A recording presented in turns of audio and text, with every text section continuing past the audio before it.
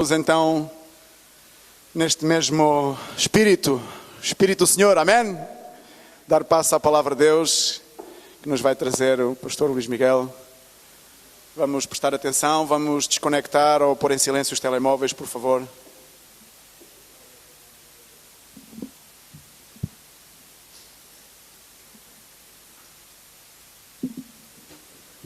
Não sei se está ligado. Sim. Amém. Glória a Deus, amém.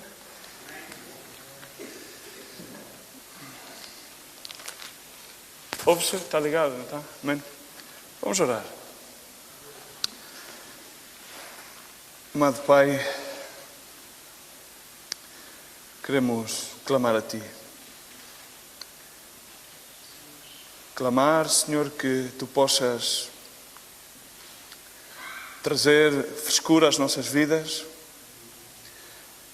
que só podemos obter na Tua presença, Senhor. Queremos rogar-te que Tu nos dês a valentia para postrar por terra tudo aquilo, Senhor, que impede que Tu faças a perfeita obra em cada vida. A Tua palavra é verdade, Tu és fiel, Tu transformas, Tu revigoras. Por isso vimos a Ti, Senhor, com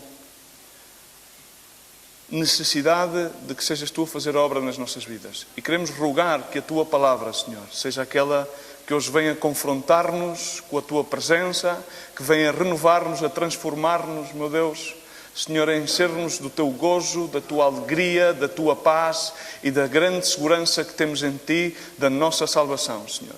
Pai, abençoa cada pessoa que possa ouvir a Tua palavra, Senhor. Espírito Santo de Deus, Senhor, faz a obra do Pai e glorifica a Jesus Cristo, Pai. No nome de Jesus Cristo te rogo. Amém e amém. Amém? Glória a Deus. Vou tratar de não estender muito, creio. Não sei até que ponto é que. Enfim, queria falar convosco sobre algumas coisas da parte do Senhor. E queria falar acerca da palavra de Deus, quando João Bautista começa em Lucas 3 e diz a palavra de Deus que ele recorria toda a circunvizinhança acerca do Jordão e pregava o bautismo do arrependimento pela remissão dos pecados. Tal como estava escrito nas palavras do profeta Isaías: vós que clama no deserto, preparai o caminho do Senhor. Amém? Preparai o caminho do Senhor e endireitai as suas veredas. E começa por dizer: todo o vale se encherá, baixará todo o monte outeiro. Eu gostaria que tu sublinhasses: todo o vale se encherá. Sublinha também: abaixará todo o monte e outeiro. E sublinha também: tortuoso. E o que é tortuoso se endireitará e os caminhos cabrosos se aplanarão. Amém? E em verso 6 diz: e toda a carne, diz comigo, e toda a carne verá a salvação de Deus. Amém? Toda a carne verá a salvação de Deus. Amém? Chamava a atenção que a palavra de Deus diz verá. E para ver, nós necessitamos ter, diz comigo, visão. Amém? Todos necessitamos ter visão. A palavra de Deus faz ênfase que um cego não pode guiar outro cego. Amém? Necessitamos ver. Se nós não vemos, podemos muitas vezes apoiar-nos na visão de outro. Mas Deus quer dar-nos a sua visão a nós. Por isso diz que toda a carne, diz comigo, toda a carne verá o quê? A salvação, verá a glória de Deus, verá a Shekinah, verá a Deus coroado como rei, amém? Verá, e não só verá, que depois confessará. Disse também a palavra de Deus no outro certo bíblico, que todo o joelho se dobrará e toda a língua confessará que Ele é Rei, Deus e Senhor, Salvador das nossas vidas, amém? Todos nós os conhecemos a Deus, e aqueles que muitas das vezes simplesmente admitem que há um Deus, desejam que alguma coisa passe nas suas vidas. Há pessoas que desejam ser avivadas, revividas, porque certas e determinadas circunstâncias levou-as a viver circunstâncias de dificuldade, por vezes circunstâncias de amargura, circunstâncias por vezes de doenças e tantas outras coisas que às vezes nos afligem. Mas, irmãos, nesta escritura aqui está a chave do avivamento. Na igreja fala-se muito sobre o avivamento. Há quem apregoe fazer cultos de avivamento. Eu acredito que Deus continua a fazer um ministério de avivamento contínuo. Amém? Não precisamos de nomear um culto de avivamento, porque em cada vez que nós chegamos à presença de Deus, o propósito deles é avivar o dom de Deus, a sua vida que está em nós. Amém? Há um autor cristão, Leonard Ravenhill, disse algo, escreveu algo, e cito Leonard Ravenhill, que diz: o púlpito pode ser uma vitrina onde expomos os nossos talentos, mas o aposento da oração, pelo contrário, desencoraja toda a vaidade pessoal. Amém? Irmãos, nós podemos... a palavra de Deus ensina nos Provérbios que cada homem proclama a sua própria bondade ou verdade, dependendo das versões bíblicas, mas eu iria à parte de verdade, porque cada homem trata de proclamar a sua própria verdade. Muitos homens de Deus procuram o púlpito para expor a sua própria verdade, mas nós somos chamados a expor a verdade de Deus. Amém? Se eu trago-te uma mensagem da minha parte, nada vai mudar na tua vida. Mas se eu te trago a mensagem de Deus, a verdade de Deus, tudo vai mudar na tua vida, se assim o recebes. Amém? São as duas partes da equação. Que seja Deus aquele que dá a sua mensagem e que o receptor aceita o autor da mensagem. Amém? Mas, irmãos, todos temos a tendência a ser levados por vaidade, quer no púlpito, quer fora do púlpito. Por isso, o autor dos Provérbios, o rei sábio, dizia: todos os homens proclamam a sua própria verdade, a sua própria bondade. Mas homem de verdade, quem o encontrará? Quem encontrará o homem de verdade? Porque o homem de verdade é aquele que na realidade recebe a mensagem e entende que continua a ser como João Batista, continua a preparar o caminho. A preparar o caminho para aquele que há de vir. Ele já veio, mas virá. Amém? A mensagem de que Deus vem pronto parece que sucumbiu na igreja em troca da demonstração das valências do púlpito, do conhecimento intelectual daqueles que apregoam a mensagem de Deus. Eu vejo, irmãos, literalmente um povo que se baseia na visão de alguns homens de Deus. Amém? E eu quero falar-te também acerca disto, acerca da visão. Ontem falava com a minha esposa e com alguns irmãos em casa. Dou graças a Deus pela minha esposa, pelos meus filhos, pelos irmãos comigo que trabalham. E ontem, às vezes, quase todos os dias, faço um recorrido mental sobre de onde Deus me trouxe, me retirou e até onde Deus me tem, não é? E todos sempre temos um sentimento de certa maneira, de não alcançarmos, parece que aquilo que Deus quer. Mas, no entanto, eu pensava, não, na realidade, Deus não pensa como nós. Então, Deus, quando olha para nós, mesmo por muitos sentimentos controversos que tenhamos, Deus sempre fica grato por aquilo que Ele alcançou em nós. Amém? Nós é que normalmente sentimos que não alcançamos aquilo que Deus quer. Mas Deus olha para nós e vemos uma obra consumada e perfeita pela sangue de Jesus Cristo na cruz do Calvário, e Ele fica grato por tudo aquilo que Ele tem feito nas nossas vidas. Amém? Por isso é simplesmente uma conotação que queria deixar contigo. Não é? Mas, irmãos, o povo necessita de visão. A palavra de Deus fala acerca de Samuel, em 1 de Samuel, num tempo no qual a visão era escassa. A palavra era escassa, a palavra profética, a palavra viva era escassa. E isso aconteceu porque Eli, o sacerdote de Deus, que ministrava ao Senhor, tinha envelhecido e tinha, de alguma maneira, ele tinha permitido que os seus filhos não verdadeiramente estivessem no caminho do Senhor. Diz a palavra do Senhor, simplesmente para contar alguns versos que para mim são de tremendo impacto e que quero deixar-vos. Diz que eram, porém, os filhos de Eli, filhos de Belial, e não conheciam o Senhor.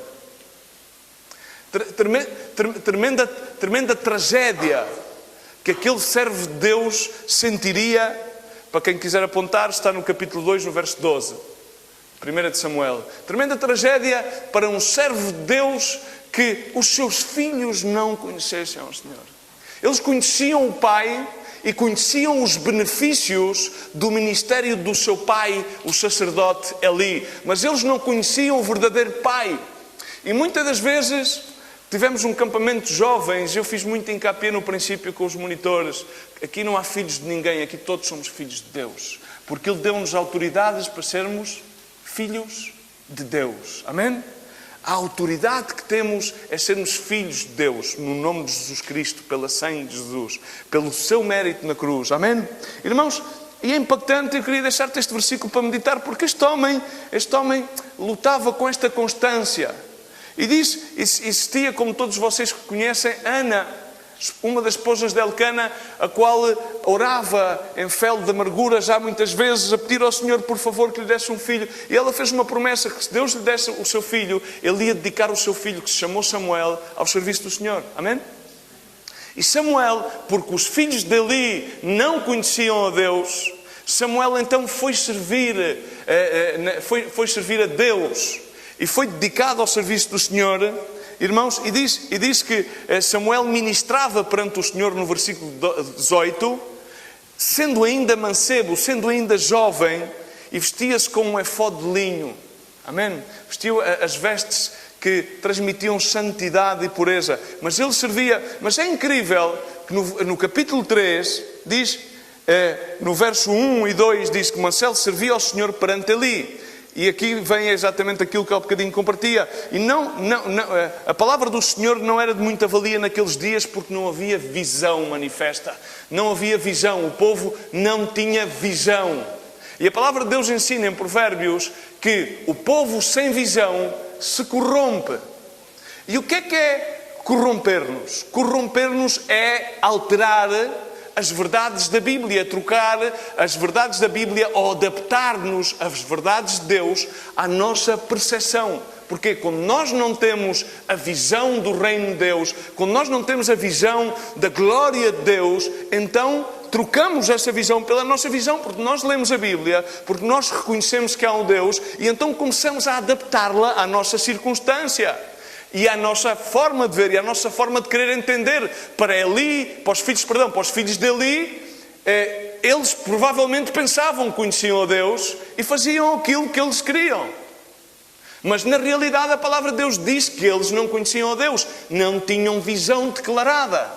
Eram filhos do sacerdote, eram filhos do pastor, levavam desde que nasceram, estavam na igreja, tinham sido consagrados. Tinham cumprido todos os rituais, mas não conheciam ao Senhor. Então, quando há um povo que tem as aptidões necessárias para conhecer ao Senhor e não o conhecem, não têm a visão manifesta de Deus, então Deus levanta alguém para substituir aqueles que tinham que ter a visão. Amém? Aqueles que tinham que ter a palavra declarada, manifesta. Quantas vezes o Senhor disse aos seus profetas: declara a visão, escreve a visão, para que o povo a veja. Irmãos, eu muitas vezes sinto, Deus deu-nos uma visão grandiosa, gloriosa do reino de Deus. Mas não é suficiente com que um pequeno núcleo de pessoas tenha essa visão. É necessário que aqueles que seguem os governadores do povo tenham a mesma visão. Irmãos, porque a visão que Deus nos deu neste ministério, a visão não é própria do fundador deste ministério, é a visão de Deus, é a minha visão e tem que ser a tua visão. Tu necessitas ter essa visão manifesta. Irmão, e diz a palavra do Senhor, repara bem, para que tu entendas, Eli servia no templo, e aqui há uma constância muito, muito importante que eu quero que tu entendas acerca da visão, e estamos acerca de preparar o caminho, estamos a falar acerca de todos os vales serão cheios, diz que estamos a falar que todos os montes e outeiros se abaterão, estamos a falar que todo o caminho tortuoso e escabroso se endireitará, e que toda a carne verá a salvação. É uma promessa implícita, da qual tu e eu fazemos parte. E diz que Eli, os seus olhos, nos versos 2, os seus olhos começaram a escurecer. A visão começou a sucumbir. Ele tinha tido visão, ele tinha servido, mas negligenciou. A palavra de Deus ensina-nos em Hebreus que não menosprezemos tão grande salvação. A palavra de Deus diz: ocupai-vos da vossa própria salvação. Amém? Irmãos, o pastor não salva a alma, o ministério não salva a tua alma. Tu próprio tens que ocupar-te do dom que Deus te deu, que é primordialmente a sua vida. Amém? Primordialmente a sua vida. Não interessa como possamos expor os nossos talentos. Irmãos, se nós vamos ver a quem Jesus escolheu, veremos que não escolheu a nenhuma pessoa considerada pelos padrões judaicos da altura como apta para o ministério. Amém? O vil e o menos prezado escolheu Deus para envergonhar a sabedoria deste mundo. Amém? A palavra de Deus diz: não os façais muitos de vós mestres e sábios, porque tereis maior condenação. Amém? Mas tudo isto tem que ver com a visão. É interessante. Irmãos, é interessante, e estamos a falar acerca de visão, e espero, realmente digo-te que não estou a predicar aquilo que tinha preparado, ou seja, porque Deus mudou-me o caminho, assim que espero que o Senhor também te abra o entendimento para poderes receber a mensagem. O predicador, o rei sábio em Eclesiastés, no capítulo 7, começou por dizer, já no verso 8 diz: melhor é o fim de uma coisa do que o princípio, melhor é o paciente do que o arrogante. Costumo dizer, é melhor terminar bem do que começar bem e terminar mal. Amém? Todos estes ditados populares têm uma base divina. No verso 10 diz: não digas por que razão foram os dias passados melhores que estes, porque porventura não provém de sabedoria esta pergunta. Tão boa é a sabedoria como a herança, e do mesmo mais proveito para os que veem o sol, porque a sabedoria serve de defesa como a defesa serve o dinheiro. Mas a excelência de sabedoria é que ela preserva a vida de quem a possui. Considera as obras de Deus, porque quem poderá endireitar o que Ele fez torto? Irmãos, vejo pessoas que se cansam no caminho a tratar de endireitar aquilo que está torto. Irmãos, na realidade, com muitas relações, vejo às vezes, por situações que eu passei e que outros irmãos passam, e não é possível. A maior angústia é quando tu vês uma pessoa que necessita uma palavra, uma pessoa que necessita desbloquear a sua situação, e às vezes nós pomos diante de Deus e: Senhor, porquê é que não me dás a palavra? Senhor, porque eu vejo este irmão, quero dar-lhe essa palavra, quero dar esse ânimo. E Deus termina por dizer-te: aquilo que está torto só eu posso endireitar. Assim que, obrigado pela tua preocupação, mas há algo, essa obra é minha, é pessoal com essa pessoa.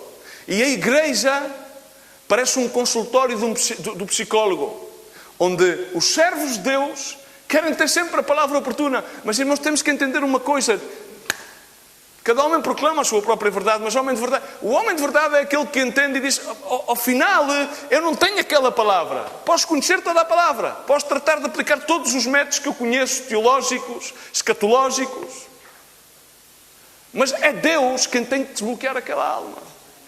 Provavelmente depois vai-me utilizar para motivá-la, para encorajá-la, mas muitas das vezes, irmãos, ou quase sempre, é Deus que tem que... Quem endireitará aquilo que Ele fez torto?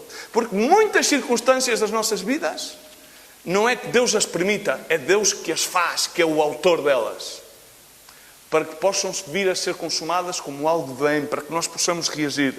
Continua a falar o rei sábio, e há mais 2 versículos que eu quero conotar, que têm a ver com endireitar caminhos e têm a ver com visão. Não há homem justo, diz comigo, não há homem justo sobre a terra que faça o bem e nunca peque. Não há. Justo não há um único homem na terra. Justo houve um único, Jesus Cristo. Verbo feito carne. Deus vivo, real, omnipotente, omnipresente e omnisciente. Aquele que revelou o Pai e deixou-nos o Consolador. É Ele. E no verso 29, e isto é impactante, porque diz: eis que isto tão somente achei. Terminou por concluir aqui o rei sábio. Deus fez o homem reto. Diz comigo, reto. Em algumas versões diz perfeito. Mas os homens buscaram muitos artifícios. Irmãos, não necessitamos pôr-nos flores, nem artifícios. Não necessitamos aparentar. Não necessitamos querer ver. Necessitamos ser e necessitamos ver. Quem é, vê. Quem não é, não vê. Amém? Amém, irmãos? Voltamos à escritura base de Lucas, quando diz que todo o vale será cheio. E pomos a pensar, o que é que são vales? Qual é que pode ser o significado de um vale? O que é que diz a palavra de Deus, por exemplo, uma ilustração bíblica do Salmo 23? Ainda que ande, no verso 4, ainda que ande por vale de sombra e morte, não temerei mal algum, porque tu estás comigo, a tua vara e o teu cajado me consolam. Amém? Aqui estava mais outra ensinança tremenda, que era a vara e o cajado. Mas vamos ao vale. O vale, vamos ao vale. Os vales das nossas vidas, o vale como uma figura geográfica, significa como algo palpável na nossa caminhada diária, momentos, estações, que muitas das vezes podem ser sombrias, estações de dor, estações de provações, mas aqui o salmista estava a profetizar aquilo que lhe iria. O salmista estava a falar, ele cheio do Espírito, estava a falar aquilo que lhe iria passar mais à frente. Mas ele dizia, mesmo que eu ande pelo vale da sombra e da morte, da sombra, da dúvida e da morte, de sucumbir, de sentir que não tem vida, de sentir que já não é capaz de sair desta situação, de questionar, Senhor, como é que eu fiz isto? Senhor, como é que eu fui capaz disto? Se eu tenho-te a ti na minha vida. E estes são os vales onde todos nós vamos ter que caminhar. Do vale à montanha e da montanha ao vale. Amém? Então, irmãos, e aqui no vale, falei antes de visão, nomeadamente é nos vales onde nós podemos perder visão. Se a temos. E é nos vales, se nós não temos visão, que podemos encontrar a visão. Amém? Então, Isaías, no capítulo 6, não vamos lá, teve aquela visão que hoje em dia nós vamos ao cinema às vezes ver os filmes 3D. E como é que nós nos vales de sombra, de dúvida, de angústia, vales nos quais vamos falar, se Deus me der a graça para conseguir terminar isto, senão vou ter que fechar a meio termo e continuamos para outra vez. Nos vales podemos recobrar visão, podemos encontrar a visão.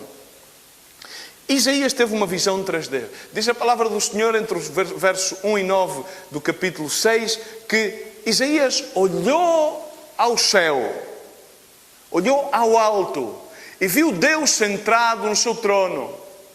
Aquilo que Isaías realmente viu foi o tabernáculo aberto e viu todo o tabernáculo até chegar ao lugar santíssimo. Viu a glória de Deus, viu a obra de Deus consumada. Ele, primeiramente, teve a sua visão, teve altura. Irmãos, a nossa visão, e nós temos uma visão que não é a nossa visão, é a visão do reino de Deus, em toda a sua plenitude, é uma visão com uma altura tremenda, incalculável. Que nem as mais altas lentes das geometrias ICE e das câmaras podem alcançar. É uma visão tremenda, é a visão da glória de Deus. Essa é a visão que tu e eu devemos querer para as nossas vidas. Devemos anelá-la, devemos pedir ao Senhor que nos dê a visão do seu reino, a visão de um reino de piedade, de misericórdia, a visão de um evangelho prático, em ação, não a visão de um evangelho feita de letra, um evangelho feito feito de vaidades, de exposição de talentos, senão que o Evangelho que apresenta os talentos diante do altar de graça do Senhor, para que Ele os possa multiplicar e torná-los reais, efetivos, com uma função para uma humanidade perdida. Essa é a visão que Deus nos entregou neste ministério. A visão de sermos uma parte, não provavelmente uma parte do corpo que seja muito eloquente ou muito capacitada, mas uma parte do corpo que tenha que ser efetiva. O corpo tem braços, tem mãos, não tem só boca, não tem só olhos. Sejamos aquilo que sejamos, que seja sempre numa área efetiva. Deus quer tornar-nos efetivo. Para isso a nossa visão tem que ter altura. Mas a nossa visão, para ter altura, tem que ter as outras partes dos 3Ds. E a segunda coisa que Isaías viu depois de contemplar a glória de Deus, ele olhou, diz que olhou para si mesmo e viu-se a si mesmo. Então ele viu as profundezas do seu coração. Ele viu, na realidade, tudo aquilo que ele era, tudo aquilo que ele tinha feito, eram trapos de imundícia. Irmãos, mas ele anteriormente tinha estado ao serviço do Senhor baixo o rei Uzias. Irmãos, maldito o varão que confia no... Porque põe o braço por sua carne, na versão de Reina Valera, confia no homem. Porque é como a retama no deserto, seca. Aquele que a sua visão não é a visão que Deus lhe declara, revela, mas nutre-se da visão de outro, sem ter a fé e a revelação, mais tarde ou mais cedo pode perecer no meio de um vale. A não ser que recobre a visão divina de Deus para a sua vida. Irmãos, necessitamos ter esta visão. E não vamos lograr ter uma visão completa se não entendemos quem nós somos. Se não entendemos realmente a imundícia da nossa condição humana e carnal. Não que nos depreciemos a nós mesmos, mas que nos conheçamos a nós mesmos. Paulo, nas suas debilidades, reconhecendo as suas debilidades, chegou a dizer: porque estou débil, então forte sou no Senhor. O que é que diz o profeta? Diga ao débil, forte sou. Mas para isso tens que dizer sou débil. E não dizer de boca, senão reconhecer a tua debilidade. Irmão, noutro patamar, quando tu sobes aqui acima, tens de fazer o forte. As pessoas não estão preparadas para terem alguém débil a governar-lhes. A igreja, vou atribuir uma palavra nova ao dicionário português, endeusou aos servos de Deus. A igreja quis entronizar os servos de Deus. Quis alçá-los a um patamar que não é real. O servo de Deus tem que receber o seu devido respeito, conforme nos ensina a Bíblia. Mas não podemos idolatrar o servo, senão a quem ele serve.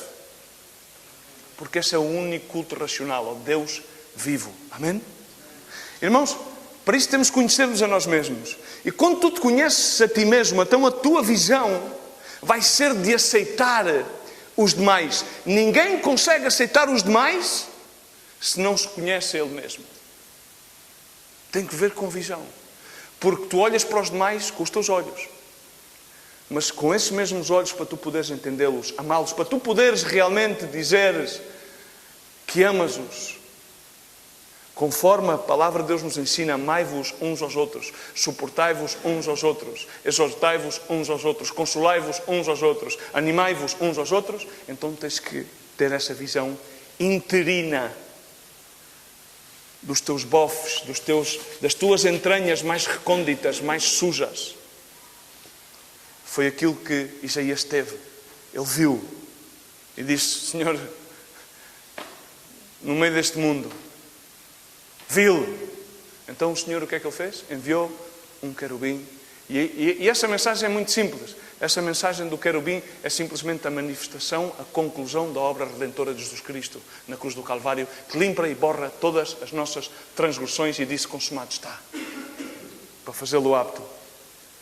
E depois necessitamos ter uma visão externa. Ver os demais. Aquilo que eu te disse, ver os demais, ver o mundo. Foi aquilo que Isaías viu. Isaías viu a geração onde estava incluído. E ele não a desprezou. não disse, não, é que eu já levo um tempo a servir ao Senhor, mas estes estão perdidos, pobresitos, estão condenados. Senão que ele primeiramente sentiu-se ele próprio vil. Não chamou aos demais vil. Amém? Ele considerou-se ele vil. Então ele pôde amar e pôde receber o chamado: quem irá? A quem enviarei? E Isaías disse: eis-me aqui estou. Não tenho muito, não sou muito, não sei muito. Significa, terminei agora mesmo de ter a revelação, por assim dizer. Já cá estava há muitos anos a servir, mas agora tive a visão. Agora enxerguei. Agora fui à multiópticas e deram-me uma óptica divina e já consigo contemplar o reino de Deus. Irmãos, há um problema na nossa geração que houve em todas as gerações. É que estamos tão envolvidos nas coisas da terra que não temos utilidade no reino de Deus.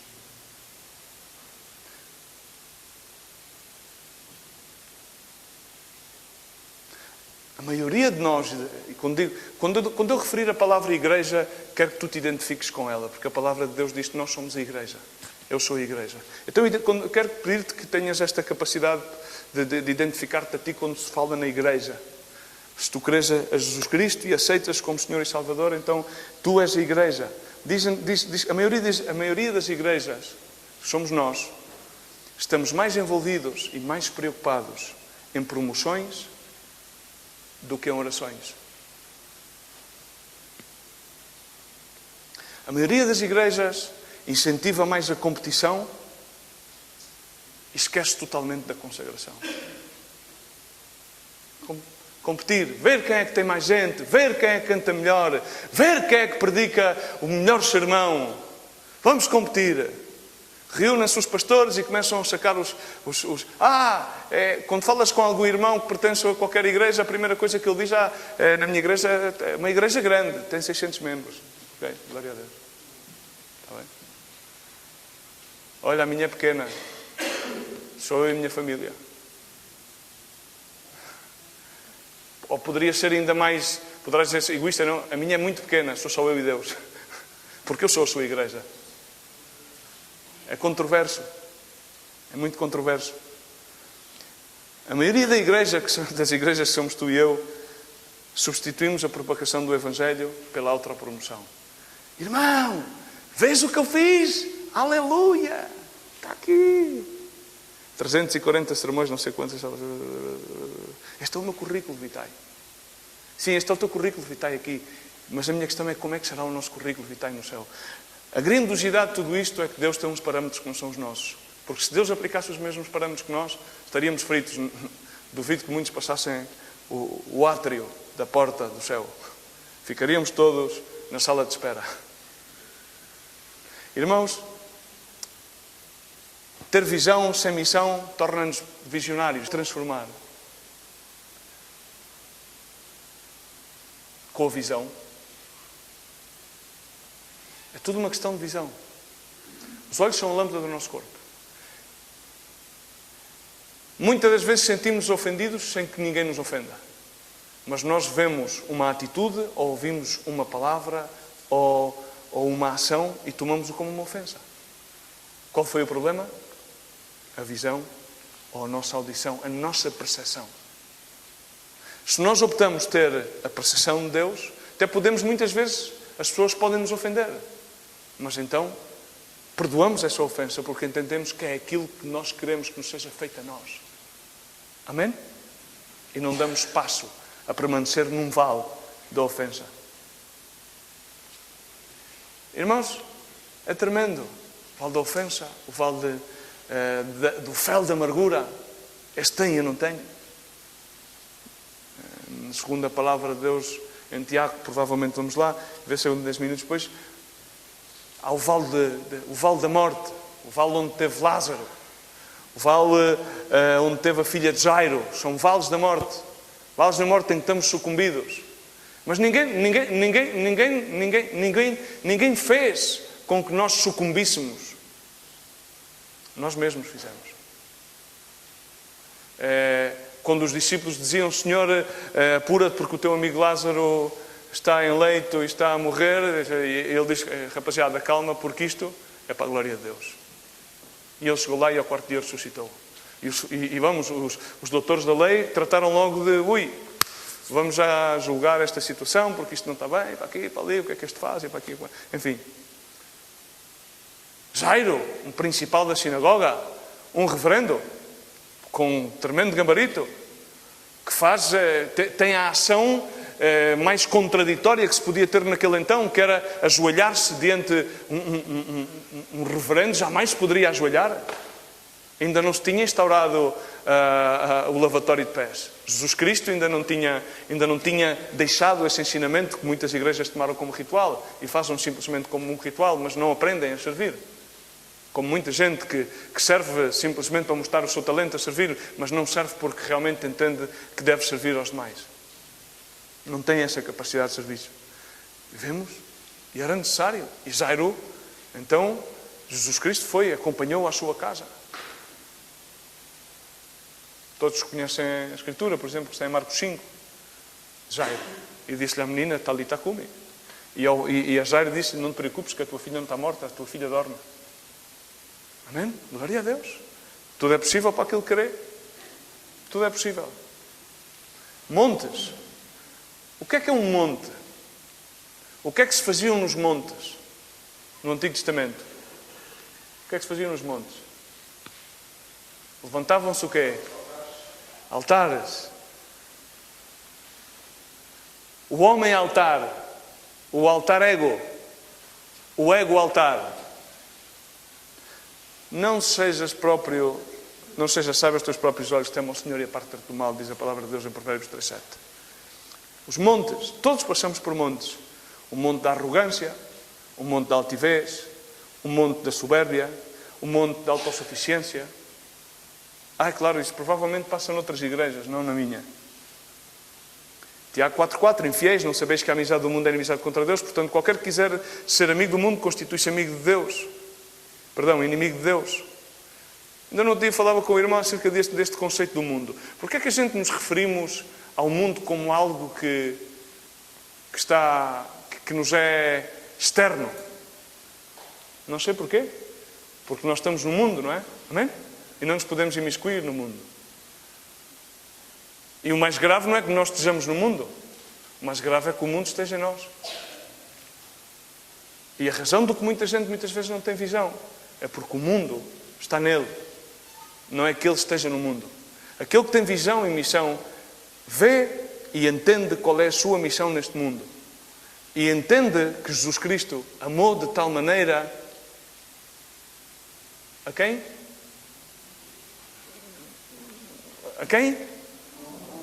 Ao mundo, não é? Então entende que a sua missão principal não é discriminar o mundo. A igreja discrimina o mundo e não se discrimina ela mesma. Senão que há que amar ao mundo ao ponto de estar disposto a pagar o preço para alcançar este mundo. Essa é a visão e a missão. E nessa visão e missão entendemos a Escritura de Tiago 4:6. Porque todavia Deus dá maior graça, portanto diz, Deus resiste aos soberbos, dá graça aos talentosos, aos humildes. O humilde é uma pessoa que reconhece os seus talentos, mas não se vale dos seus talentos. É que há pessoas que às vezes pensam que a humildade é uma pessoa que tem uma aparência assim. Isso é aparência de humildade. A verdadeira humildade é que nós possamos reconhecer os nossos talentos e pô-los ao serviço a Deus, sem utilizar esse talento como um meio para receber qualquer tipo de recompensa e passar-lhe a fatura. Senhor, vês este talento? Vês, Senhor? Olha, agora tens que me dar, Senhor. Eu fiz tal e tal para ti, Senhor. Isso é um monte de soberba. Irmãos, os montes têm que baixar. Baixem-se os montes. Baixem-se os montes. Há aqueles que pensam que sabem sempre mais que os outros. É? Diz qualquer coisa, sim. Já sei que aqui não, aqui todos sabemos menos que ninguém. Não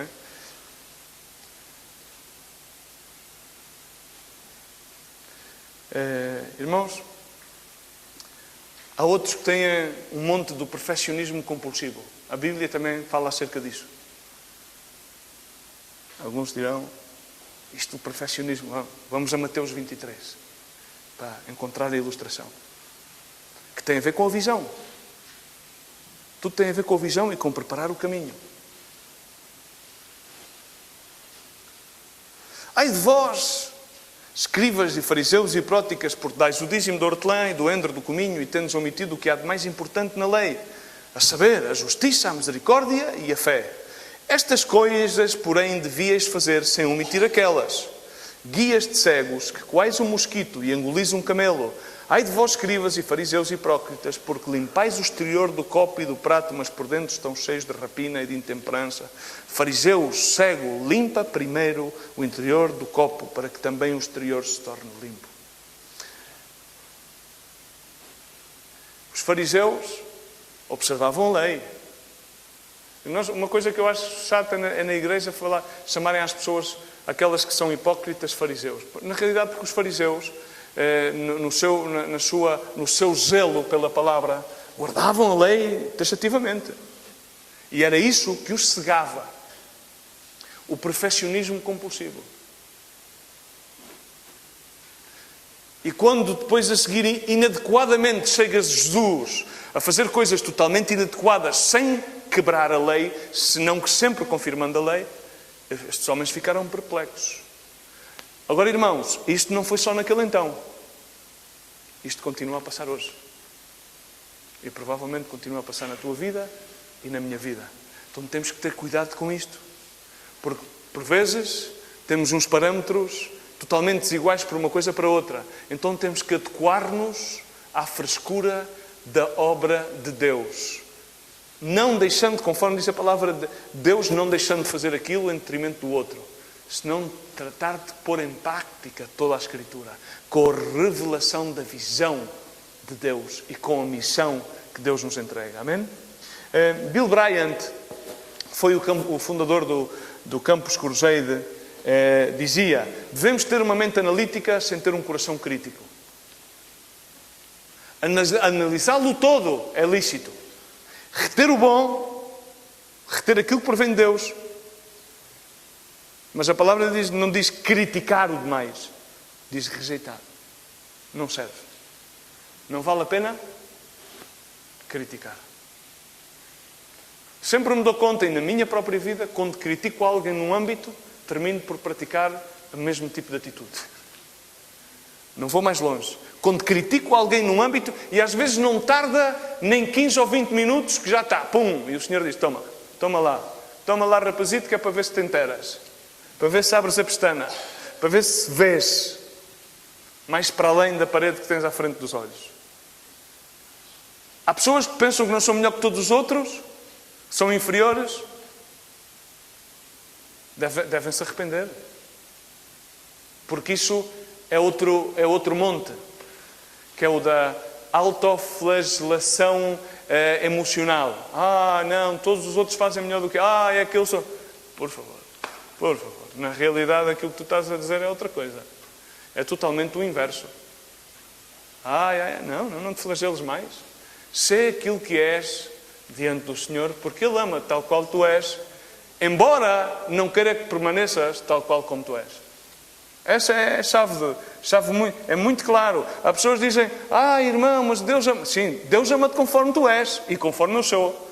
Mas Deus veio para que eu e tu sejamos conforme Ele é. Então significa que a nossa vida tem que ir em contínua transformação. Temos que ir saindo dos vales, enchendo os vales com a presença de Deus, deitando fora as amarguras, as durezas, as ofensas.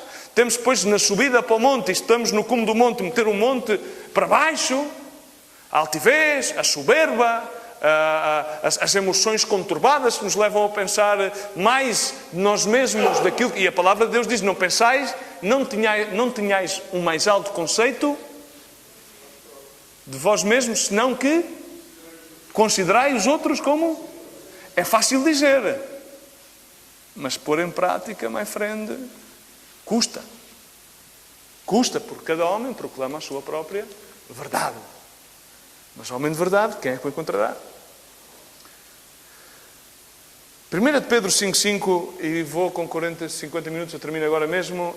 Semelhantes a vós, mais moços, sede sujeitos aos mais velhos e cingivos a toda a humildade, uns para com os outros, porque Deus resiste aos soberbos, mas dá graça aos outros. Humilhai-vos, pois, debaixo da potente mão de Deus, para que a seu tempo Ele vos exalte, lançando sobre Ele toda a vossa ansiedade, porque Ele tem cuidado de vós. Amém. Submetemo-nos aos mais velhos, submetemo-nos uns aos outros, vivamos em humildade, em comunhão íntima uns com os demais, humildemente.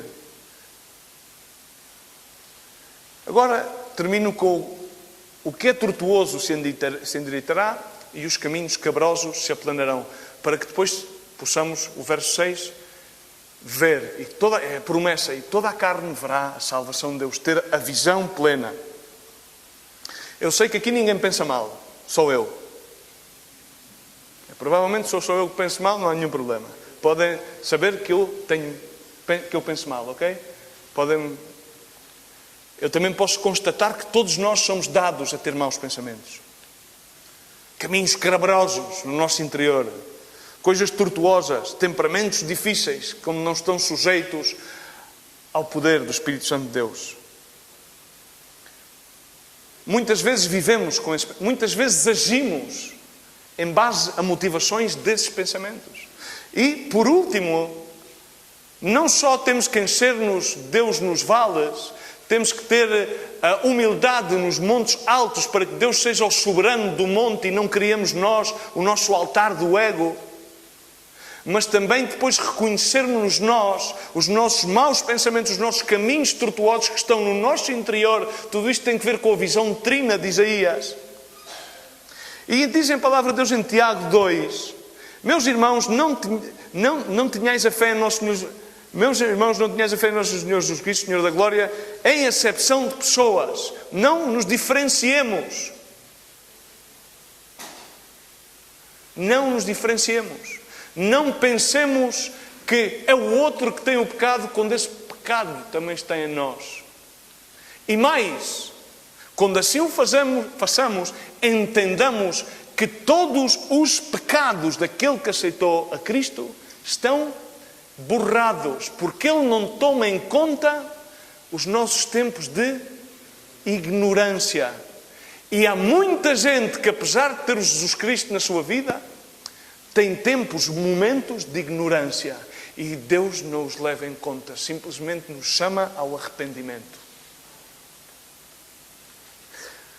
Porque se entrar na vossa reunião um homem com anel de ouro no dedo e com traje esplêndido, e entrar também algum pobre com traje sórdido, e atentares mais para quem vem com o traje esplêndido, e disserdes, senta-te aqui num lugar de honra, e disserdes ao pobre, fica em pé ou senta-te abaixo dos cabelos dos meus pés. Irmãos, vamos lá ver aqui. Eu quero falar convosco muito honestamente. Qual é que é a nossa tendência? Nós atendemos o que traz o traje e o anel de ouro. É ou não é? Vamos lá, irmãos. Olha bem para dentro de ti. Se entra alguém por aquela porta, esplendidamente bem vestido, com boa pinta, com perfume porreiro, e se entra alguém que trasanda, sujo, a quem é que tu dás a proeminência? Não te vou fazer responder, mas deixa aí a pergunta, ok?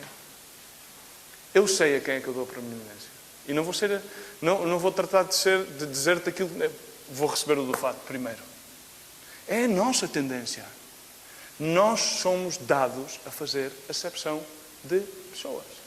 Por isso a Bíblia ensina-nos e confronta-nos com esta realidade. É um dos caminhos cabrosos que todos temos no nosso coração. Julgar pela aparência. Amém? E o Senhor,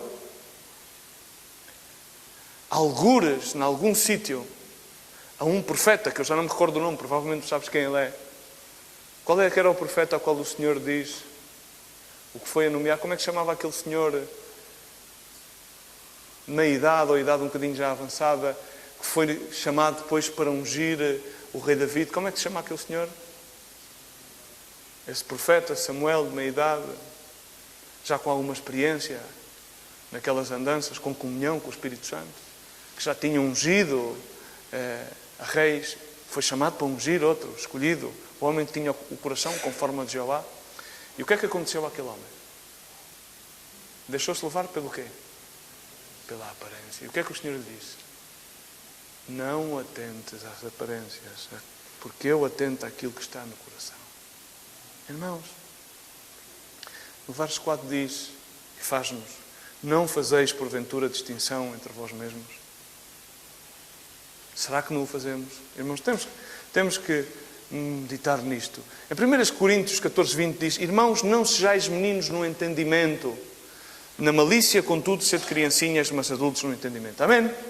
Amém? Não temos que ser como crianças. Por que diz a palavra de Deus que é necessário que vos façais como crianças para que entreis no reino dos céus? Porque, irmãos, as crianças já têm singeleza de coração, não fazem distinção, eles estão tão tranquilos. Amém? É necessário que nos façamos como crianças. É necessário, irmãos, que entendamos o supremo ministério da palavra de Deus. É engraçado que João Bautista começou por predicar o arrependimento. E Jesus Cristo, o que é que predicou? Mudou o contexto? Não. Predicar o arrependimento. A igreja, tu e eu, temos uma pregação sublime e sempre ungida, sempre oportuna, que é: arrependei-vos que se vos acercou o reino dos céus.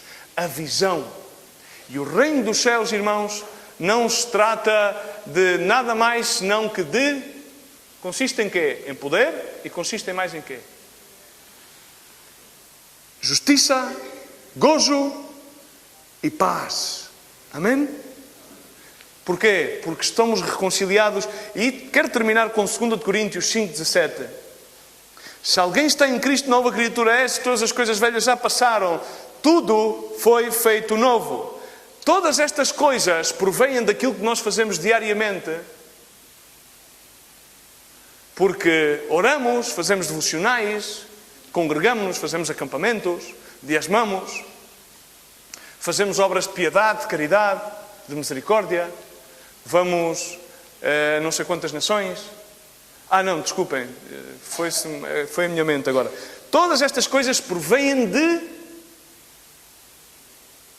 quem? De quem é que provém estas coisas? De onde? De Deus. O que é que Deus fez? Alguém tem a Bíblia aberta aqui? Porque o aparelho eletrónico borrou-se aqui esta parte do versículo. Porque Deus reconciliou-se consigo mesmo por Cristo e deu-nos um ministério de quê? De reconciliação. Pois que Deus estava em Cristo reconciliando consigo o mundo, não imputando aos homens as suas transgressões, e encargou-nos a palavra da reconciliação. De sorte que nós somos embaixadores de Cristo, como se por Deus nós vos exortássemos. Rogamos-vos, pois, por Cristo, por amor a Cristo, por amor de Jesus Cristo, eu rogo-te que tu te reconcilies com Deus. Amém? E só te podes reconciliar com Deus estando reconciliado contigo mesmo e com os demais. É necessário ter essa visão em 3D. Amém? Amém, irmãos? Vamos pôr-nos de pé por um só momento. E quero pedir-te que tu feches os teus olhos por um só momento.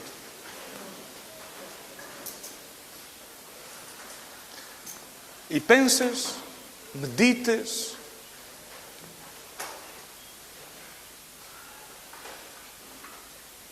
se estás no vale, se estás na montanha, se estás em caminho escabroso,